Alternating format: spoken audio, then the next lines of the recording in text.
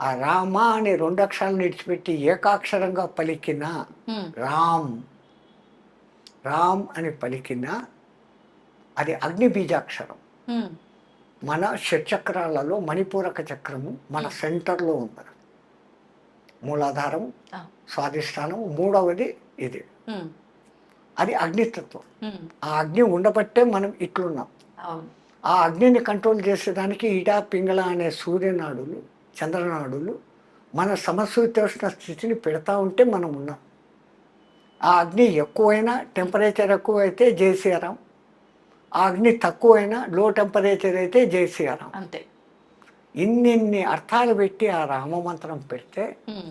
రోమ రోమములో దాన్ని నింపుకున్నవాడు హనుమంతుడు. హ్మ్.